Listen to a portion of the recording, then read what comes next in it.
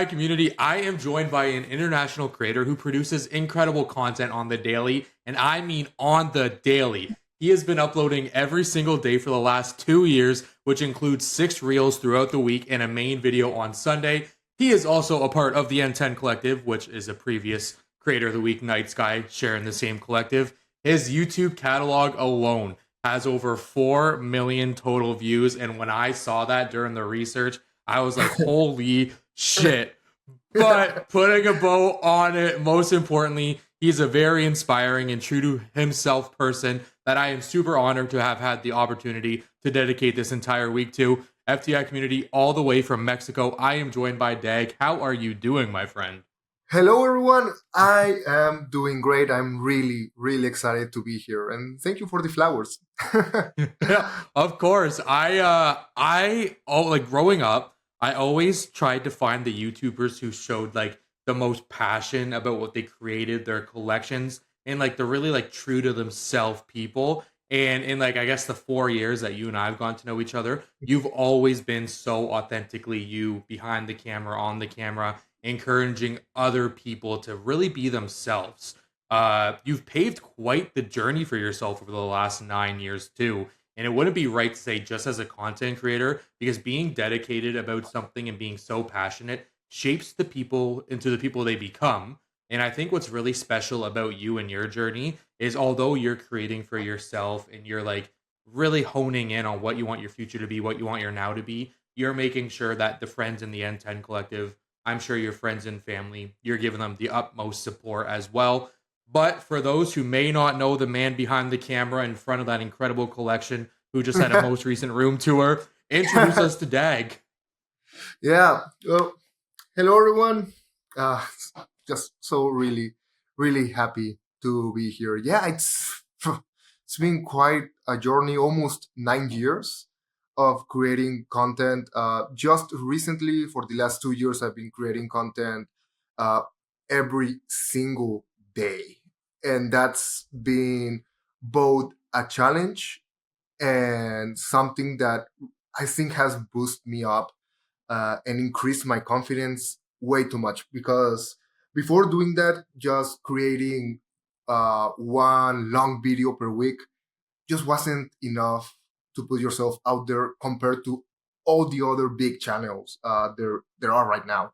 So creating daily content has really helped me step up. I think I've come to a point where uh, people will watch one of my shorts, enjoy it, and for the next 5 to 6 days, they will continue seeing my shorts several times a day. So I think that's great.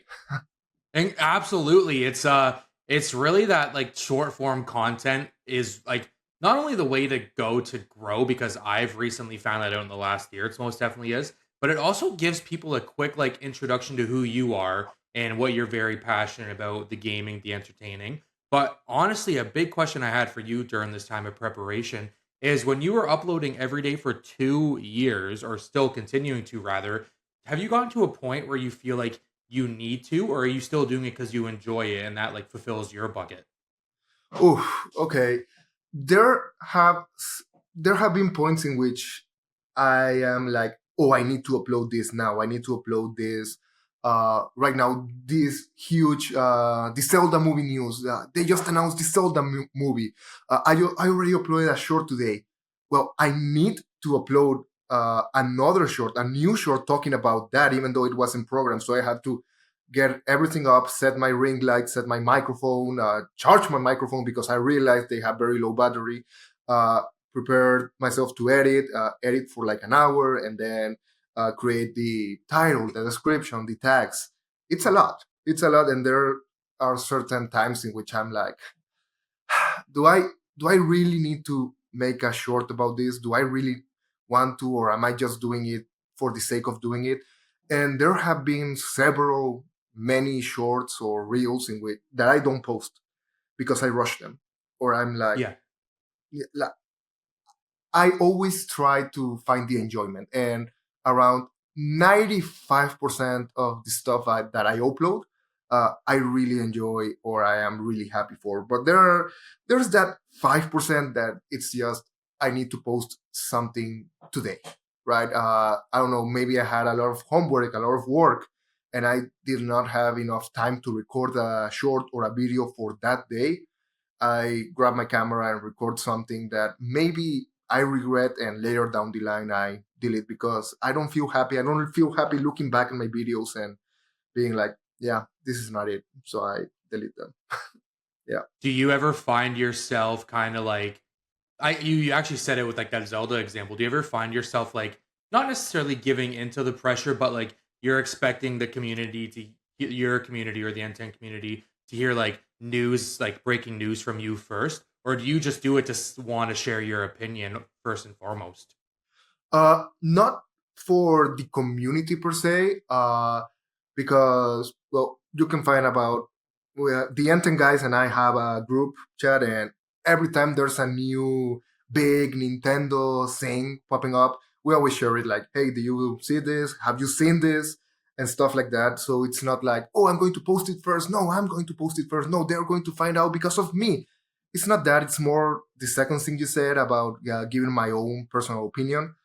But for example, I am not a big Pokemon fan, not because I think that's bad, but because I didn't grow up with Pokemon. I am trying to get into the series. I am planning on playing Pokemon Arceus this year. I already have it in my collection. So I'm planning to start playing it. It's not because I think it's bad. It's just it hasn't been a part of my life. But I do find myself uploading Pokemon content, even though I do not love it, because I know it's something popular and something that people enjoy. And for example, yesterday, the Pokemon Company announced a Mexican Mega Evolution for Haulucha, which is one of my favorite Pokemon of all times, since Me he's too. inspired by Mexico. And I was I was this close to making a short about it, but I am not a big Pokemon fan. I enjoy several Pokemons. I have my favorites, but I do not play the game. So this was the first time I took a step back. Even though this could be something I could, I don't know, go viral for, it's not me. So I try Yes. not to do it. However, I every September now I want to make a tradition of uploading how Mexico is represented in Nintendo games. Last year I did the first one. This year I've been writing that script for over a year. Every year, every time I'm playing a game and I find something related to Mexico, I add it to that Excel that I have. And yeah, this year I'm going to talk about that Mega Evolution of Halucha, but not in a short way. Yes, and more of like a long form. Yeah. And man, like the authenticity and like the excitement you get just talking about your idea of creating. I can't wait to dive all into what you do when you are creating, like your upbringing and everything. So what we're gonna do is we're gonna hop in the time machine. We're gonna go 9 years back from the first video published on your YouTube channel titled "Top 10 Arrow Easter Eggs." And what I absolutely love about doing research for these podcasts and getting to know my friends more when I interview them is really seeing where they started with the idea in mind and how different it could be present day. Uh, from your top 10 Arrow Easter eggs, you've created 1,124 videos on YouTube alone at the time of recording, which is August 29th. Not only did your channel evolve with new series and new topics and adventures, but so did your production style and so did you overall because you really see a young DAGG transform into this more like mature adult, like you're really honed in on like perfecting your craft, making sure that the content or the person you are is the person you would also watch if you weren't you. And it doesn't look like there are any signs of slowing down. Take the FTI community back to your early days of even coming up with the I want to be a content creator. I want to share that what I'm passionate about with the world. Uh, yeah. Whew. 9 years ago, that arrow. I've always wanted to be a YouTuber. Growing up, I loved watching Smosh. For example, Smosh was a big inspiration for my channel, creating uh, funny Nintendo content in general and skits. And I also really loved Watch Mojo. I used to binge watch Watch Mojo's top tens. So, and I was also very big on the Arrowverse, the CW's Arrow, Flash, DC Legends of Tomorrow, Supergirl, Superman and Lois, and several other spin off shows, I was really passionate about that universe. Um, so that's something I also shared with my dad. Every time a new episode came out, I would watch it with my dad. So it was something that we bond over. And combining everything, I thought, this is my opportunity. This is my chance to really start making content. My parents were against it due to safety concerns, which is reasonable. Every parent should be, right? It would be weird for them not to be worried.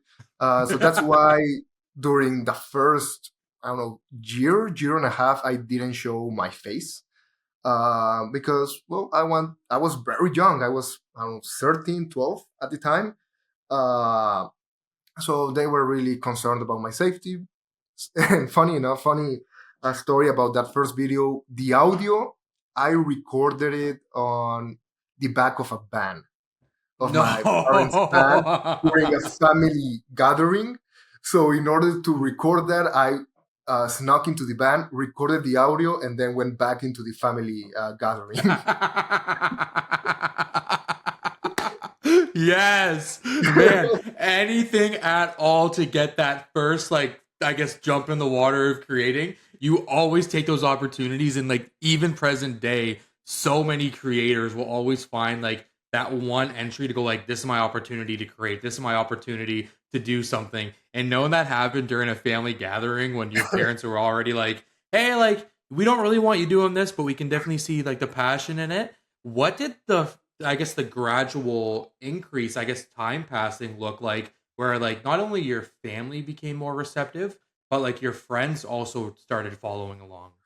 Oh yeah, during it was mostly a secret during the first years, I believe, because uh, bullying during primary school and high school, I mean, it's tough. Bullying can. Uh, I had a friend who had his YouTube channel, and everyone knew about his YouTube channel. And some very nasty kids would go to his channel, dislike everything, leave very hateful Ah, comments, and I wanted to avoid all that. But so at the very beginning, it was a secret. I didn't show my face, or in case I wanted to show myself or anything, I would use a Zelda or flash cap and use sunglasses in order to disguise myself. yeah, yeah. Uh, but I remember Super Mario Odyssey in 2017 uh, was when my channel changed, and I think the whole vibe changed because uh, before that, I recorded gaming news. I tried to compete with IGN, a kid like me competing with IGN, right? So I would see IGN post something. I would write notes in class, go get home and record that and upload it. So that's about those news. So that's what I used to do. But then 2017 came along. The whole Nintendo community shifted during the Nintendo Switch launch. And then the first time I think I appeared on camera was when I unboxed The Legend of Zelda Breath of the Wild Special Edition, I believe. And I recorded still with glasses and with my cap and everything. And then with Super Mario Odyssey, that was the first time I did a whole blog. That was the first time I appeared on screen without the cap, without the glasses, and that was doing the first in line blog. I was the first person in Mexico to buy Super Mario Odyssey, inspired by Alex C&D. And I think that's when I went public with my content. I had several friends, good friends, accompany me during the launch, so I wasn't alone, and that really helped me out. That's how I became respected in a way because, oh, you have a YouTube channel. Yes, but I was the first person in all of Mexico to buy this game. Maybe not the first ticket ever registered, but I was the only person who blogged that experience. So I believe I like to call myself the first person to buy Super Mario Odyssey in Mexico because no one can contradict me. So Exactly, because you literally have the video proof. You're I don't know how to say this without sounding like it's like the early lineup, like the midnight lineup, because I love them as well. But what I truly love about somebody who is so passionate is making sure that they can do as much as they can to be a part of the first in line, the first pre-order. And I myself did the midnight launch for funny enough, WWE 2K15 way back in the day, Super Mhm. Smash Bros, both 3DS and Wii U, Destiny 1, Destiny 2. Like, I absolutely love midnight releases. I don't know if it's the atmosphere in each of those lines because you're surrounded by like people who love it just as much as you, or the friends you make in those lines. I just feel like that feeling of like, finally, it's here really pays off on all the waiting, all the speculation, all the news you read into it. And I know that with you sharing this love, Super Mario Odyssey is not only the first game you've done it with, you've done it with Tears of the Kingdom and Super Smash Brothers. What excites you about being like part of like the midnight launches, being the first in line? Oh, I love I love the recognition because I got interviewed by I don't remember the channel, but it was a Zelda focused channel here in Mexico, and I got interviewed by them, and I feel really proud about it. It's like I'm showing the community how much I love this content, and I want to share this experience. I want to share this love with everyone else. I feel very sad that I couldn't be first in line for the Nintendo Switch 2, mainly because I was studying in Spain during that time, during an exchange program. However, I whenever a new game comes out, I will be doing the midnight launches. You can Of count on it. yeah, Mhm. have you been enjoying the Nintendo Switch 2 experience, or do you kind are you kind of like, I guess like me, kind of like waiting for like the wow, like I'm super happy I have this console. Oh, I am very happy to have this console, especially not so much with Mario Kart. I am 50-50 on Mario Kart. There are some things I love, some things I hate. But Donkey Kong, that just proved me that the Incredible Nintendo game. Switch 2 is amazing. And I can wait for the next big game since I still have a very big backlog of games that I still have to play. The Thousand Year Door is the one I'm going to be playing this month. Uh, Yeah, but so far I've been enjoying it a lot. I've been having a great time. the the Thousand Year Door, I had on the GameCube, and I didn't play it as a kid a lot because I was expecting like the traditional Mario games, so Mhm. like a 9 year old Matt playing an RPG. I was like, this isn't Mario. Put it on the back burner. Picked it up later. Didn't play it, but I played it from front to back on the Switch One, and I also played Origami King. And Ooh. those two, Origami King, everybody hates on it because it's not your traditional Paper Mario. It is such a fun game. The script writing is there. It's like it gives you that old school Paper Mario charm, but a Thousand Year Door being remastered has me so excited for what's next in the Paper Mario universe. Because I find that when they do like these remasters, remakes, they're really just testing the waters to see how they sell, see how they're received, to give you like a better original project. Has there Mhm. been a game series, Nintendo third party, anywhere else where you played a remaster to then go play like the original games in the series? Oof. That's a very good question. I think yeah, Metroid. Metroid. The first Metroid game that I really played and that I really finished was Metroid Dread. Okay. I love that game so much. And since then, I've played Super Metroid. I played Metroid Prime 1. I just recently got Metroid Fusion. I also have in my collection, not played yet, but Metroid Prime 2, Metroid Prime 3. Uh, and Metroid Samus Returns. Yeah, I finished Metroid Samus Returns. Metroid has to be that big franchise that I've gone back to play all the games as many as I can. And Definitely Metroid. if you were to put maybe like your favorite Nintendo series versus a series you like just started playing like a Metroid, where would you put Metroid like on your list? On my list, I would put it. That's a good question. I would put it in my top 10 video game franchises of all time. Nice. Really. That's what. Yeah. Yes. Mhm. Let's So good. go. I I don't know if I said it enough on Night Skies podcast or talking to you guys in the past. I really love how well versed FTI and N10 are with one another, like how Mhm. connected we are. Because we've been doing this together for 4 years, knowing each other and being able to celebrate Night Sky, hearing his perspective on N10, being good buddies with like N10, Cisco, and Radical, hearing their perspective. Now I get to put this on you because what's really unique about your journey is becoming a part of the N10 collective. From your eyes, tell me about your introduction, your experience with them, and just like what it's been like for you to be a part of such a cool and awesome collective. Of course, of course. Oh, I remember I was very young. I don't know how old I was, but I was very young. Yeah.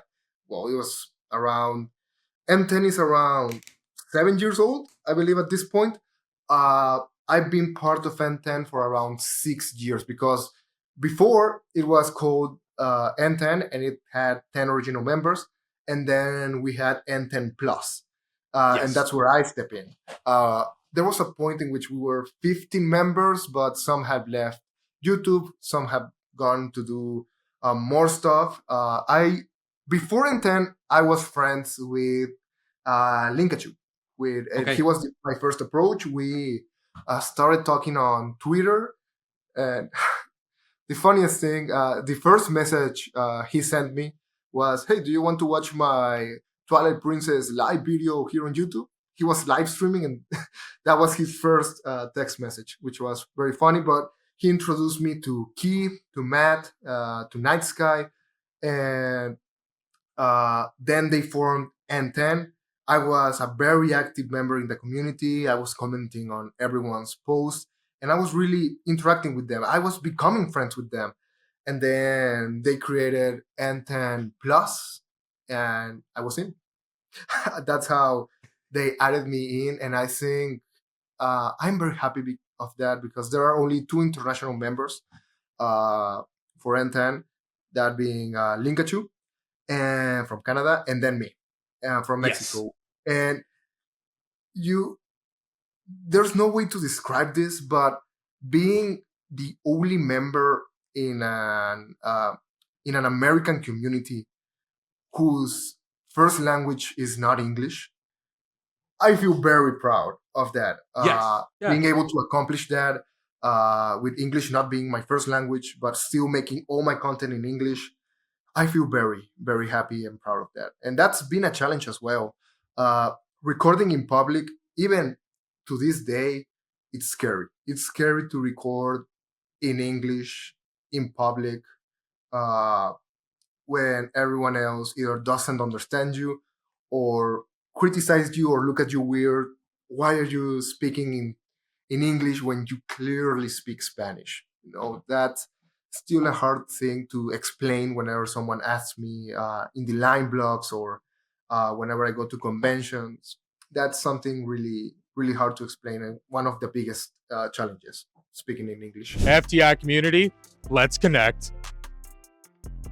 On Thursday, September 25th, FTI and Brothers Bruin proudly present the first ever Creators Connect event here in Guelph. This is your opportunity to come connect and hear the inspiring stories from different creators, all while enjoying 2 live performances from Where's Luna and Guelph's very own Average James. Tickets for Creators Connect will be sold at the door for $5 on the day of the event. FTI community, we look forward to connecting with you on Thursday, September 25th here at Brothers Bruin. See you soon. Was that a decision made by you to create your content in English, or was it a hurdle you had to overcome to, I guess, appeal to like a North American audience with your content?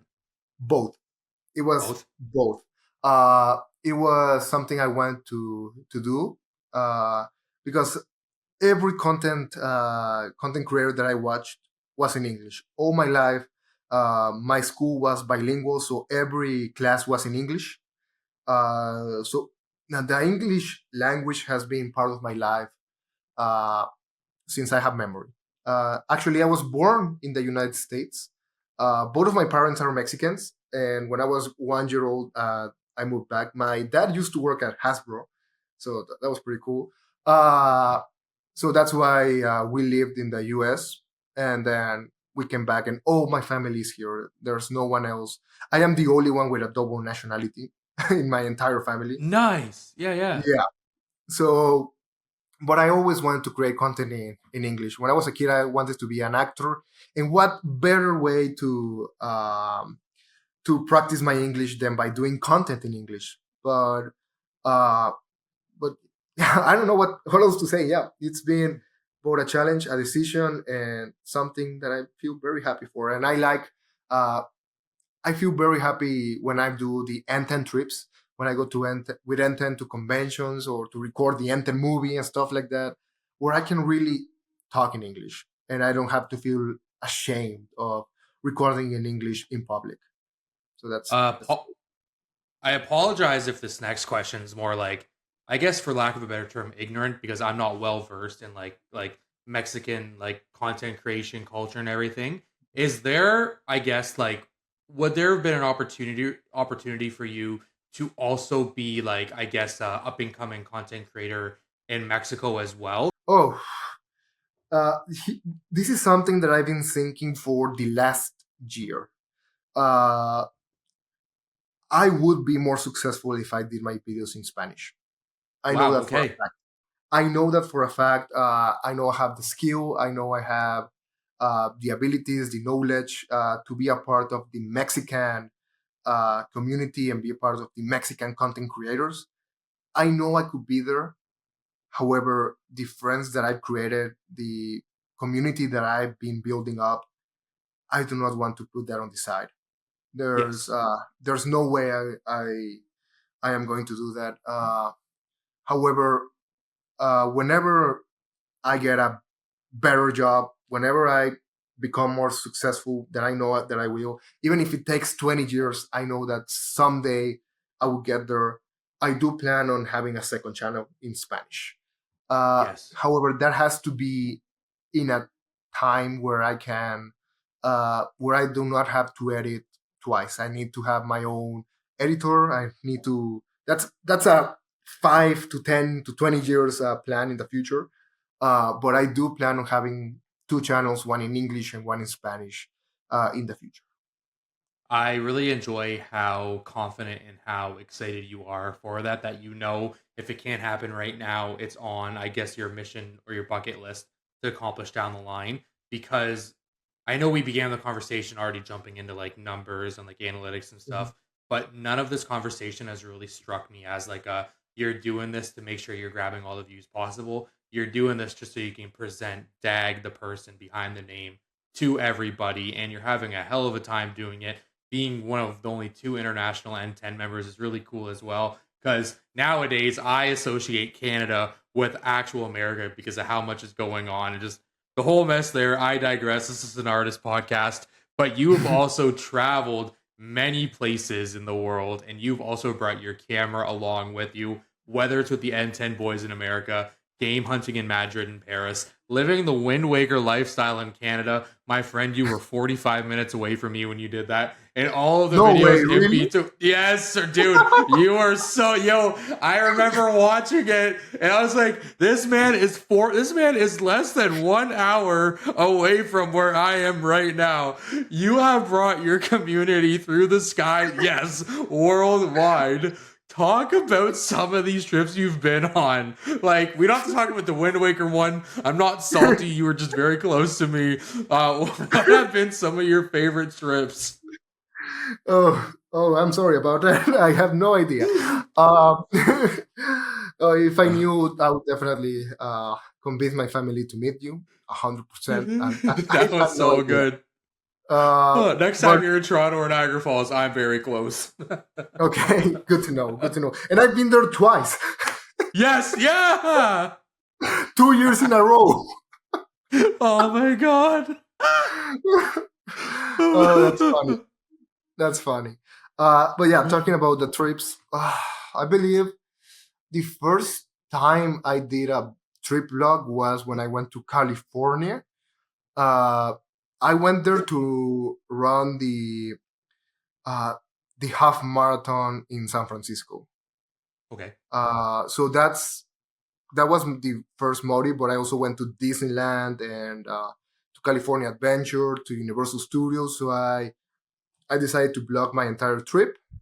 Uh, and then it evolved. I've done several Disney blogs. I've gone with my family several times. I don't like to put them on video as much because I don't want to make them feel uncomfortable, but they feel comfortable with me recording for myself. Uh, and most recently, since I was studying in Spain, I had the opportunity to visit Barcelona, Madrid, Paris, and it was okay. Here's what I did. I wasn't looking at the popular tourist stops, just like any normal tourist. I based my days and my routes on those trips based on the how the video game stores were located. So Yes, yes. if, for example, La Sagrada Familia is one of the most famous churches in Spain. So I planned my way around the city based on where the video game stores were located. So that's how I moved around the city. I put on Google Maps, I don't know, 10 different video game stores, and I walked around them, and then I saw the map. Oh, there's a popular tourist attraction 1 block away. I would detour to visit that Yes. location, and then I would continue my journey. Hell yes. Has there been trips where the main priority has been creating, or do you always view it Mm, as, I guess, kind of like a sweet treat on the side? yes, there has only been one. Well, two trip. Well, one. One trip where content creating was the main reason why I was traveling, and that was when I went to record the N10 movie. We Yes. only had 1 weekend to record that whole entire movie. Uh, not 1 week, 1 weekend. So we had to do the most of it. Linkachu was the one who was on fire. He was recording from 7 a.m. to 3 a.m., 4 a.m. every single day. That man's insane.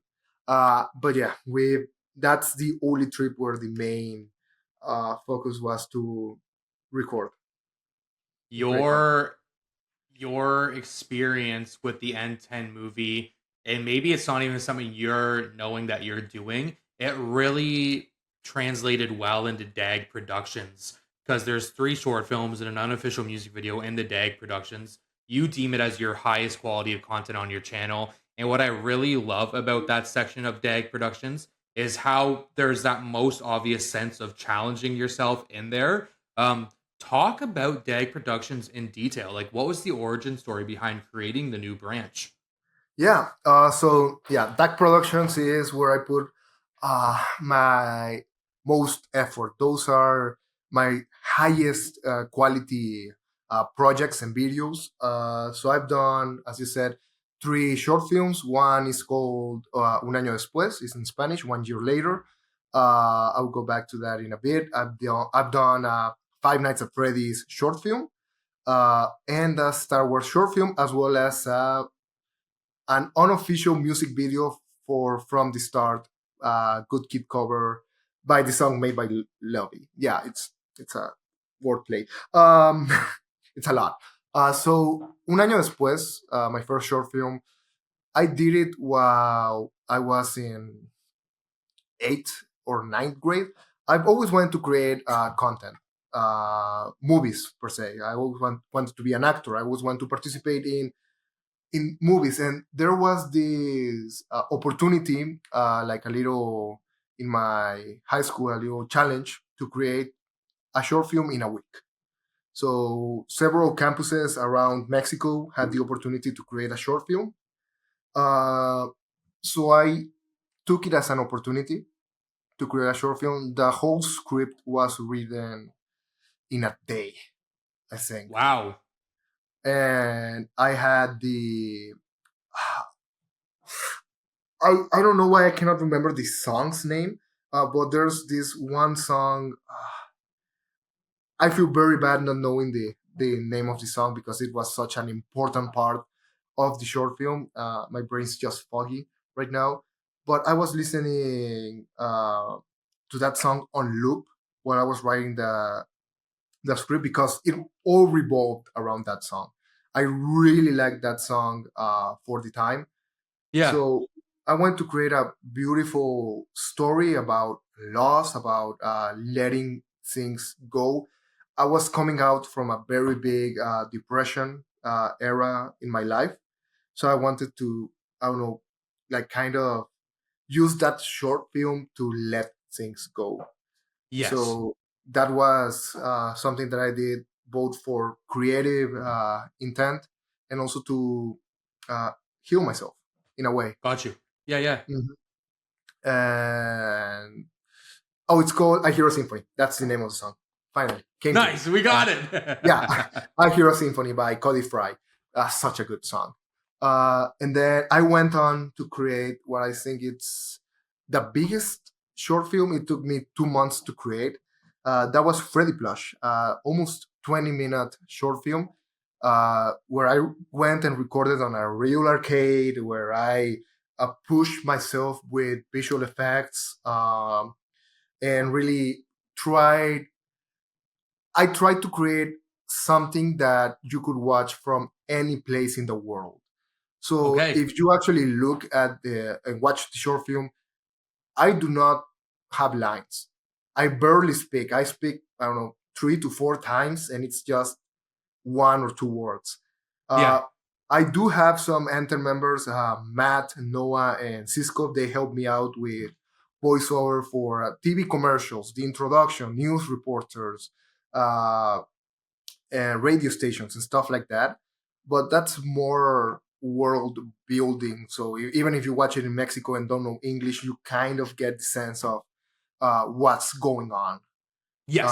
So that was one of the biggest projects. It was actually thanks to my girlfriend and her contacts. It was projected in my college, so it was Okay. projected for my whole college to see Yeah, yeah, yeah. live. That was very big for me. And then I also entered to a 5 weeks super intense program, cinematic program in my college as well, and I had 5 weeks to create the Star Wars one right after I created the Five Nights at Freddy's one. So I was just burned out. I finally released this short film. 1 week later, I'm writing the script for I'm back another in. big short film. And that was the Star Wars one. That's why it's shorter, but I think that the sense that it's shorter, it's more compact, and it has more of a punch. And I really like the Star Wars one where I did a real lightsaber doing visual effects. I did the entire lightsaber frame by frame in an entire day. It took me 9 hours. I just sat down on my desk for 9 straight hours, going frame by frame doing the lightsaber.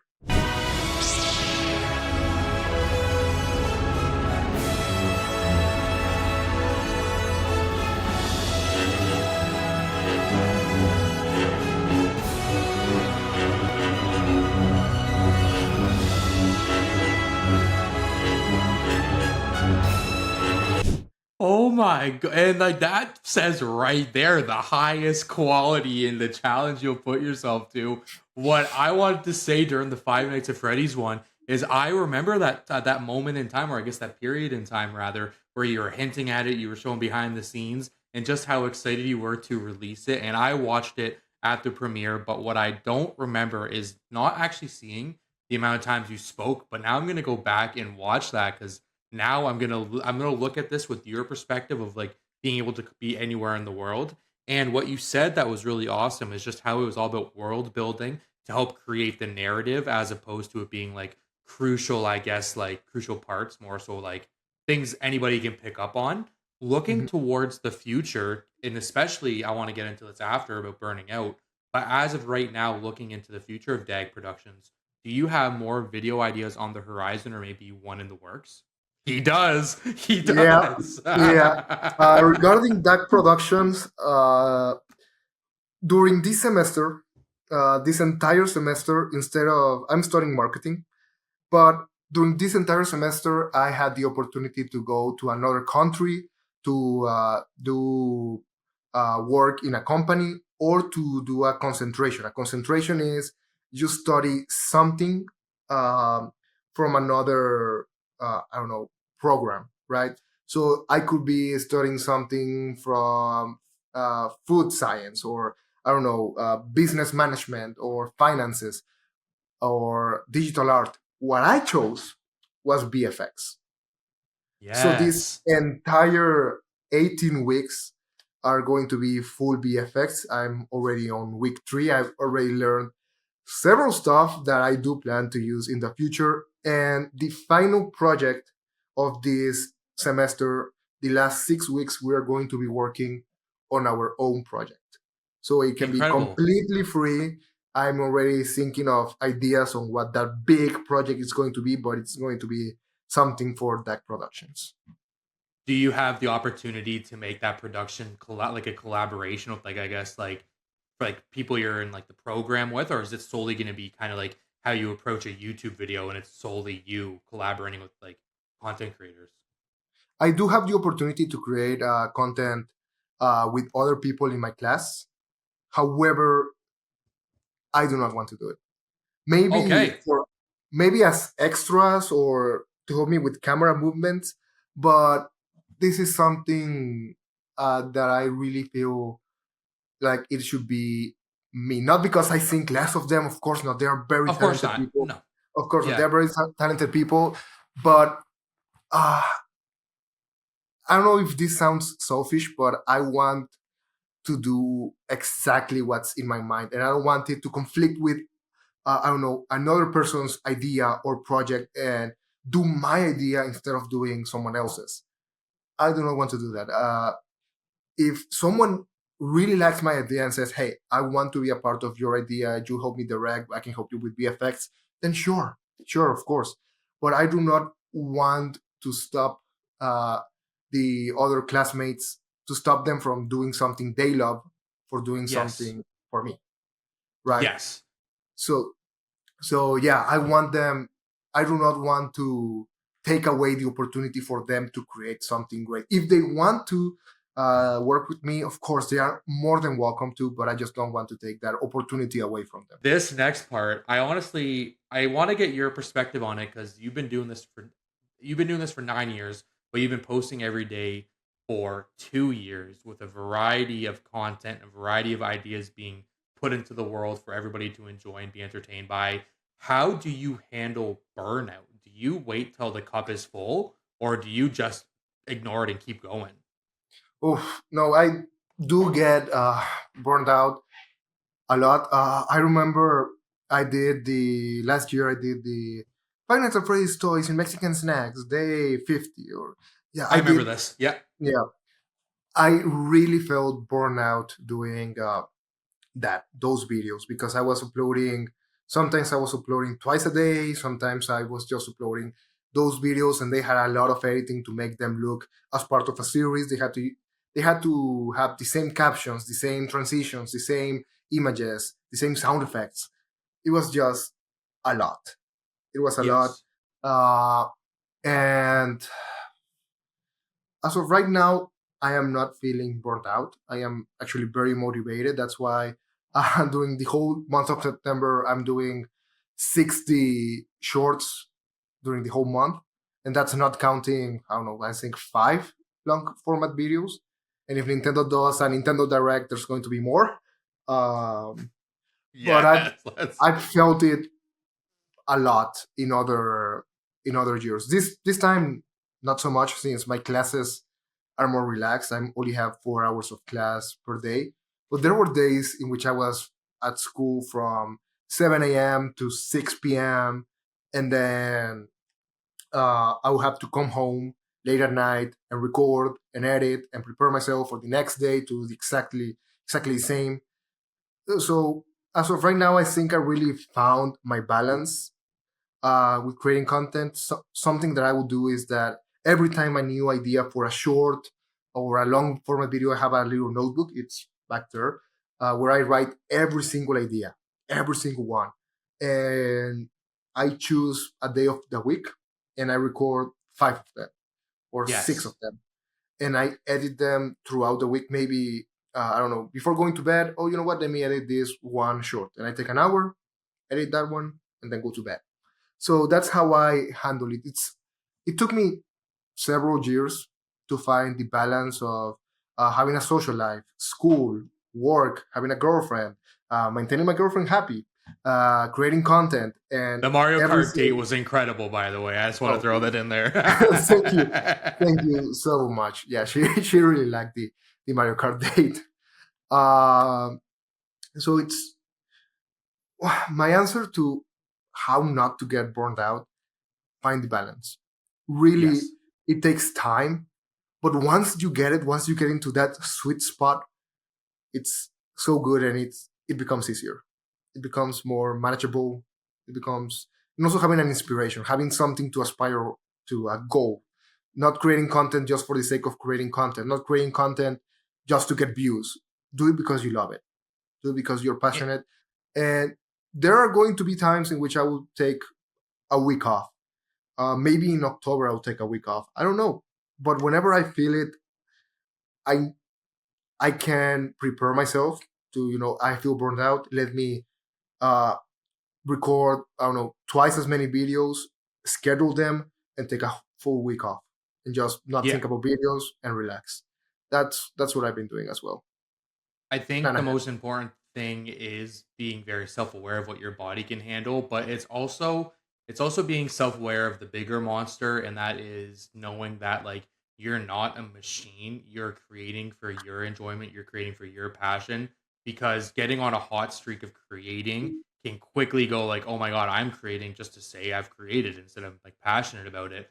So knowing you have Mhm. that moment to take a step back, breathe, hang out, look around, you go like ready to hang out into it.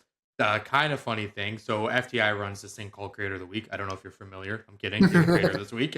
Of course. So there's only been under 20 creators of the week in 2025, but there's like 52 weeks in a year. And that's because every time I know that like we're doing something bigger at the end of the month, or like my mental capacities like reached its limit, I plan ahead to know that like I don't have to have a creator every single week in the year. As long as I'm celebrating a creator for a week and dedicating that whole week to them, the mission is still good. Um, Mhm. this final question I'm going to ask you before we get into the send off is my favorite question. I ask absolutely everybody on this podcast, and that is centered around vulnerability. It has been 9 years since you picked up the first camera, and it has been 9 years since you created the DAG persona. I'm sure in those moments, we just talked about it with burnout, there's been moments of uncertainty and doubt, but I'm sure there's been even more moments of happiness and gratitude for what you've created and how you've been supported. Along the way of being a content creator, through all of the ups and downs, how has vulnerability affected the way that you create? Ooh, okay. I think it has made me more human. I don't know if that makes sense, but appreciate more the little things in life. Uh, Appreciate, for example, my birthday was just last week, and one of the best gifts that I got was made by my girlfriend, but she actually contacted all the N10 members, and they created, well, she edited a video they created, all wishing me happy birthday. And Yes. I think that was one of the most beautiful gifts I've ever had. Uh, and it's shown me that, hey, I can just do whatever I want. Some people will say, no, you have to upload, but what's popular? You have to make 20 videos about slime, or back in the day, 20 videos about fidget spinners, or you have to make 10 videos about labubus. Right now. No. Uh, no, no. So vulnerability has helped me create really what I love and not think about much else. Some people will say, why are you making Star Wars content, Nintendo content, Five Nights at Freddy's content, music videos all in the same channel? That does not help the algorithm. That does not help your channel. Why are you mixing all these things up? You have to select one idea. If you only want to talk about Pirates of the Caribbean, you only have to talk about Pirates of the Caribbean in your channel. No. I Agreed. mean, Agreed. just, oh, I like to upload what I love, even if it makes no sense. If I find the opportunity to combine it, this year I did Finance and Phrase on the Game Boy. It was a mod game, so I combining Nintendo and Final Fantasy Freddy's. If I can find that match, oh, that's great. Uh, but just do whatever comes to mind and whatever makes me happy. Really. Yeah, because your channel's not called like DAG Nintendo or like DAG Five Nights at Freddy's. It's called the DAG, and that's because we want to follow what DAG enjoys. We want to be entertained by what DAG's entertained by. So I think that's beautiful because there's so many people that think they have to stay in a box of just creating one sole thing because that's what they're known for, and then you get burnt out if you stay in that one box. So my friend, you literally went from top 10 Arrow Easter eggs to First in Line, Super Mario Odyssey to showing a room tour all under the same roof. So there's Oh, plenty of that. and there's more. The reason why I'm uploading twice as much in September, because besides doing my regular content as always, I'm also going to be doing a little spoiler, 30 days of Ring Fit Adventure. Yes, let's go. Maybe So- I'll buy it after watching you play it. So besides that, I'm also going to be vulnerable. I don't have a body that I'm the most comfortable with, and I'm going to be showing that to everyone. How I do not feel that confident with my body, but I'm going to change, and I'm doing that process and that challenge that has some curveballs in there. There are some 5 kilometer races thrown in there as a extra, going to the gym as an extra besides doing the ring fit. Uh, so yeah, I'm doing that just to prove that video games and fitness. So I'm a fitness creator as well now. I guess can go hand in hand. I'll Yeah. tell you right now, and I can give you my word, if I can find a good well, actually, I think you and I have a very similar dollar. But if I can find a reasonably priced Ring Fit adventure, I will join you on that adventure because I share those same feelings you have. So if I have a way to get my ass off the couch out of my computer chair for the love of playing Ring Fit Adventure, knowing all the way in Mexico you're also playing, I'm now going to be looking for one. I give you my word. You can hold me accountable. These final 3 questions are not limited to one medium. You can do any world and any person you want to think about. Put the FTI community onto something that you're checking out recently, whether it's a new song, film, book, video game. What's going on where you're like, you need to check this out? Oof, I need to check this out. That's a really, really good question. What? Well, that's a curveball. I have no idea. What was I the don't last game know. you played? The last game I played was Plants vs Zombies for the Nintendo DS. Yes, it was. Why did I even ask? It was literally. Yeah. You think I've been people should play it? I think people should play old Nintendo DS games. The Nintendo DS is one of the best consoles of our time. I am doing a series this month. It's Star Wars turn. So I'm doing a series in which I play old DS video games and trying to do one per month. Yes, play old license DS video games. Those are the go-to. They are so much fun. Wizards of Waverly Place has to be on there. There's 2 DS games on there for Wizards of Waverly Place. Like they are so bad, but they are so good. Like they Yes. are. Mhm. Mhm. This next one, I'm so sorry for putting you on the spot. And if you need to apologize to the N10 friends afterwards, you can fully blame Matt over at FTI. Name an independent artist or collective that you recommend the FTI community to check out. Nintendo Cisco. Yes, sir. Yes, that was so fast. Nintendo Cisco. He's doing right now. He has. I don't know if this is public information or not. So I'm not going to say the name of the page, but he has a page in a platform where he creates Pokemon images, Pokemon Yes. pictures. We keep 3D prints Pokemon figures, and he puts them in real life environments. And he has some amazing photography skills, and he has some amazing Pokemon pictures in real life based on the figures he made. I think he also has Pikmin. He's not uploading on YouTube anymore. He uploads mostly when he feels like it, but he's been creating some amazing content. And I also want to give a huge shout out to Key of Time. He's the other very consistent N10 member. He uploads Kingdom Hearts content, and he's been doing such an amazing job. Almost every week, he's uploading some brand new Kingdom Hearts content. He was nominated for Video of the Year, I think, in the Kingdom Hearts convention ceremony. I don't know the exact name. I'm not in the Kingdom Hearts community, but he's been doing some amazing work as well. I double both of those, especially N10 Cisco, because in the old FTI, N10 Cisco was a guest on the original In Your Studio podcast, and I enjoy talking to that man so much because he's so honest and he's so I guess encapsulating, I guess, if that's the word, because every time he would say something, he always had such like a strong reasoning behind it. And that platform you're talking about with that page that you're talking about is just Cisco living his best life, and I am so happy to see it. This final one puts a bow on your microphone. It ends the conversation. Plug yourself. Where can people find you? What's going on? And floor is yours, my friend.